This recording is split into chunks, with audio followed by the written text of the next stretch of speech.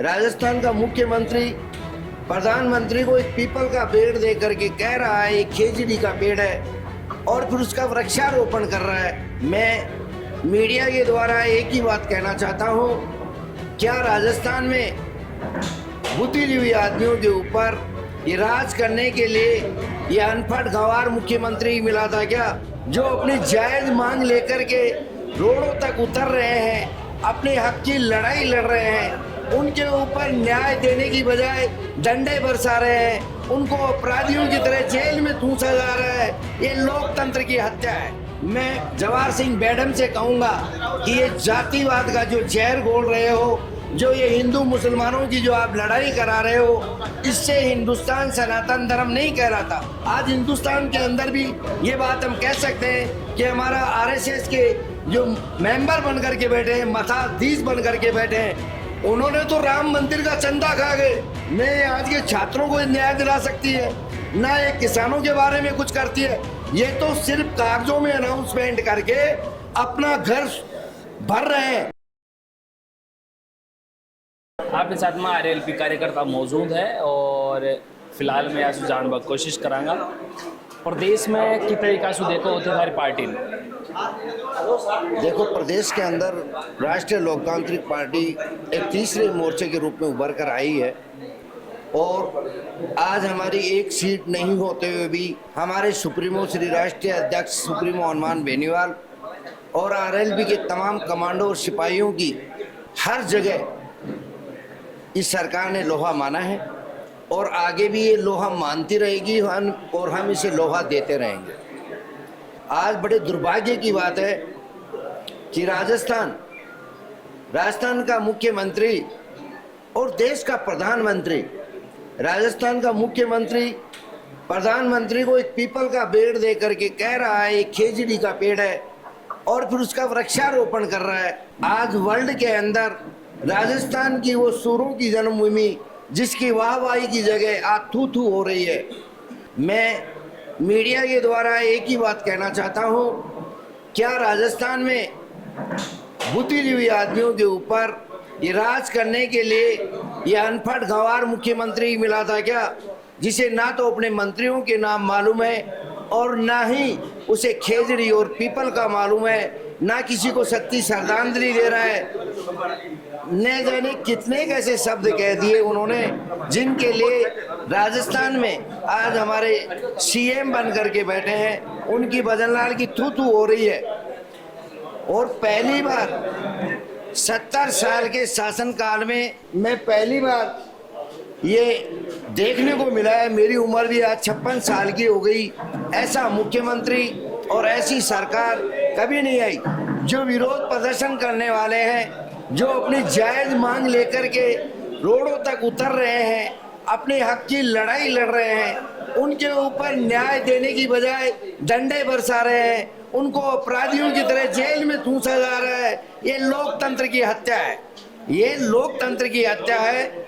और मैं मीडिया के द्वारा एक ही बात कहना चाहता हूँ, क्योंकि आज में मेरे राष्ट्रीय लोकतांत्रिक पार्टी कमांडो छुट्टन भाई, जो यहाँ से चोमू से विधायक उम्मीदवार हैं, उनके जन्मदिन के ऊपर उनको जन्मोत्सव की हार्दिक शुभकामनाएं देने आया था। आपसे मेरी मुलाकात हुई और आपने मुझे 2 मिनट का समय दिया।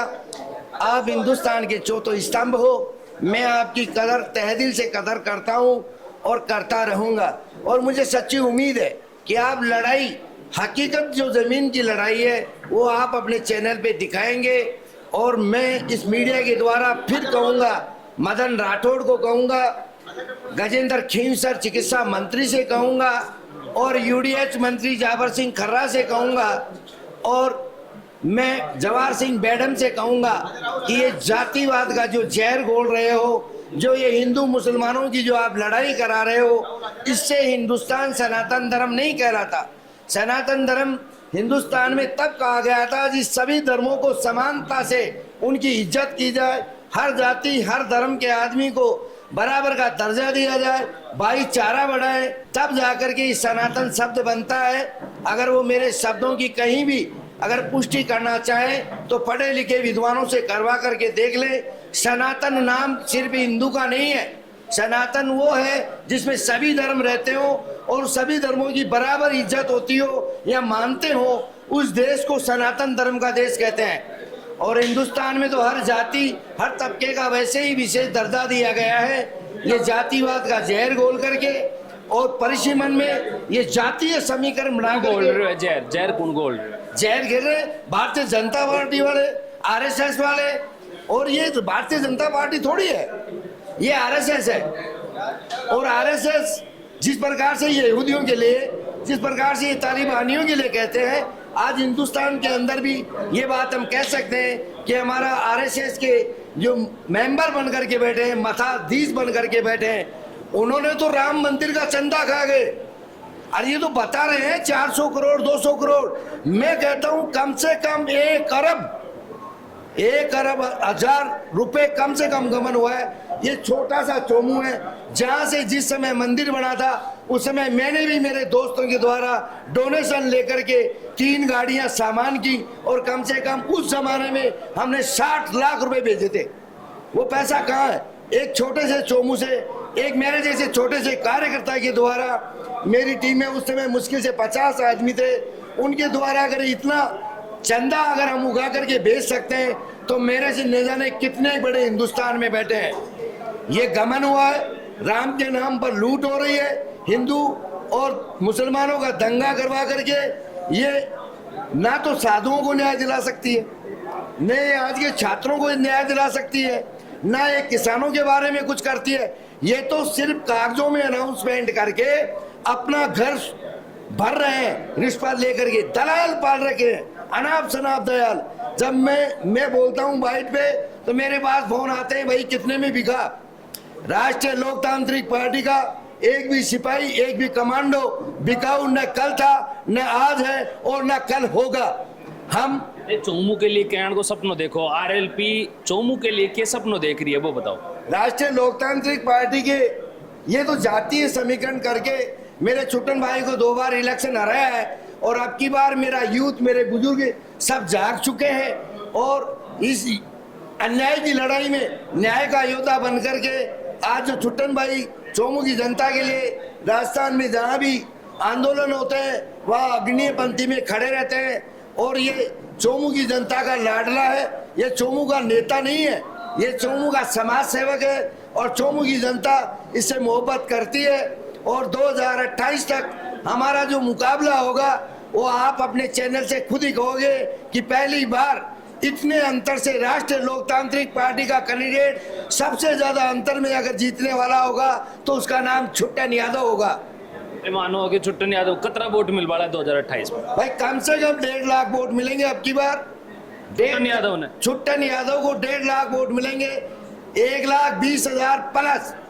मैं ये तो है नहीं कि भाई मैं गिन के डाल रहा हूँ, लेकिन 1,20,000 प्लस वोट मिलेंगे भारतीय जनता पार्टी के उम्मीदवार की।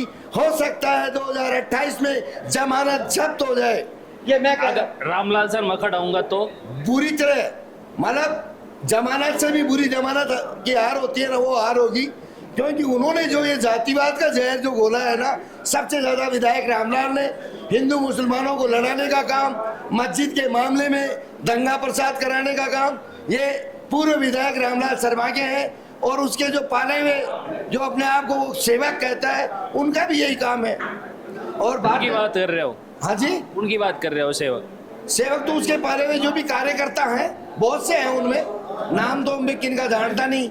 एक कोई सोलंकी करके मेरे को भी मैसेज पे कर रखा है उसने, एक सोलंकी है, एक कृष्ण पारिक है, 2-3 आते हैं। वैसे मेरे नाम के अनुसार है ना, मेरे पास कॉल नहीं करता है, क्योंकि मैं तुरंत कॉल करता हूँ अगले के पास। ना मैं किसी को गलत बोलता हूँ, ना मैं गलत सुनता हूँ। और जो चोर होगा हम मीडिया के सामने करें, हम उसे चोर कहेंगे, चाहे वो मंत्री हो, चाहे वो सीएम हो, चाहे वो पीएम हो। हमें चोर बर्दाश्त नहीं है। भारत के अंदर हर जाति, हर धर्म की बराबर इज्जत दी जाती है। अगर सभी समाज को, सर्व समाज को साथ ले कर चलने वाला अगर कोई भी योद्धा हमारे पास आएगा, उसे हम राष्ट्रीय लोकतांत्रिक पार्टी में वही दर्जा देंगे जो सुप्रीमो हनुमान बेनीवाल, राष्ट्रीय अध्यक्ष हमारे छोटे भाई छुट्टन यादव, पप्पू बरा और मुझ जैसे गुलाम को देते हैं। और ये पीछे जितने भी बैठे हैं ये सभी राष्ट्रीय लोकतांत्रिक पार्टी के कमांडो हैं। इनमें कोई छोटा और कोई बड़ा नहीं है।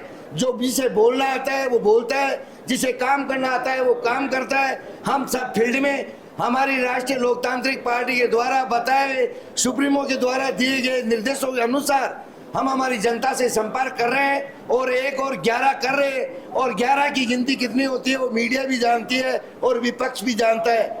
और विपक्ष इस बात को मान चुका कि तीसरा मोर्चा राष्ट्रीय लोकतांत्रिक पार्टी सामने आई है और हमने वो लोहा मनवाया है जो आज तक कांग्रेस ने बीजेपी को कभी नहीं मनवाया।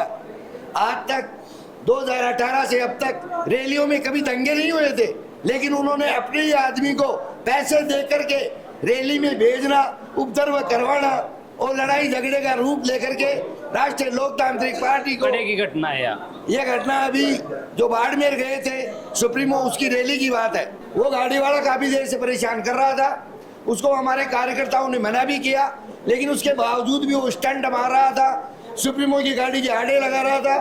बाल बाल सुप्रीमो की गाड़ी बची। अब देखो जैसी करनी वैसी भरनी, जो करेगा वो भरेगा।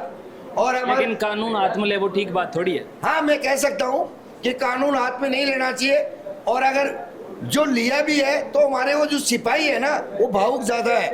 लेकिन कानून के सामने भावुकता थोड़ी चाल भोग रहा है। देखो अभी यूथ है, मैं मान सकता हूँ इस बात को, लेकिन सुप्रीमो हनुमान बेनीवाल ने भी यही कहा है, मेरे छोटे भाई छुट्टन ने भी आपको यही कहा होगा और मैं भी यही कह रहा हूँ कि हमें तानाशाही नहीं करनी है, हमें तानाशाही को खत्म करना है। और मेरी टीम के द्वारा जो गाड़ी वाले के साथ में किया गया, गाड़ी वाले की गलती होते हुए भी मैं राष्ट्रीय लोकतांत्रिक पार्टी के उन कमांडो सिपाहियों की तरफ से मीडिया के द्वारा क्षमा प्रार्थी हूं और आगे से मेरा कोई भी कमांडो और सिपाही ऐसी गलती नहीं करेगा, चाहे हमें उसे बंधक बना करके रखना पड़े, पुलिस आए तब तक हम उसे पुलिस को हवाले कर देंगे, बाकी ऐसा कार्य नहीं होगा। पक्की बात है। बिल्कुल। आरएलपी का कार्यकर्ता में थोड़ा सा गुस्सा ज्यादा है। गुस्सा नहीं है, अन्याय से पूछ रहे हूँ। अन्याय के खिलाफ लड़ते हैं और रात भर रात के 2-2 बजे तक 15-15 दिन तक 1-1 महीने तक धरने पे बैठे रहते हैं। और आने वाला आदमी अगर बात नहीं मानता है तो एक जोश आ जाता है, जोश आता है, सिर्फ गुस्सा नहीं है। राष्ट्रीय लोकतांत्रिक पार्टी में गुस्सा है ही नहीं। हम तो जनता की सेवा करने के लिए आगे आ रहे हैं और हम तो जनता की सेवा बन करके ही रहेंगे। और हम सेवक हैं, ना मैं राजनेता हूँ, ना मेरा छुट्टन भाई राजनेता है, ना राष्ट्रीय लोकतांत्रिक पार्टी का कोई भी कमांडो और सिपाही कभी नेता बनेंगे ही नहीं। हम समाज सेवक हैं, समाज सेवक ही बनेंगे। फिलहाल मैं जो आरएलपी का कार्यकर्ता हैं बाकी साथ में आप बैठे और यहाँ का जो विचार हैं ये जानने की कोशिश करें तो जी प्रकार सु या कोई जो विचार है वो भबक रहे है और जो भी बातें हैं या का विचार अगर खुद का व्यक्तिगत विचार है जो तेरे सामने रखे। हाँ, चोमुन लेर के मानी ही आवाला टाइम में चोमू का चुनावान लेर के मानी ही विपक्ष का मामला में के मानी है और या की पार्टी लेर के विचार रखी हैं आरएलपी का कार्यकर्ता। ये सब तमाम चीज़ें थारे सामने रखा थे। मन सुन रहे हो जलको पे नाम मेरा बबलू है, कैमरा के पास मेरा भाई निशांत है। धन्यवाद। राम राम साहब।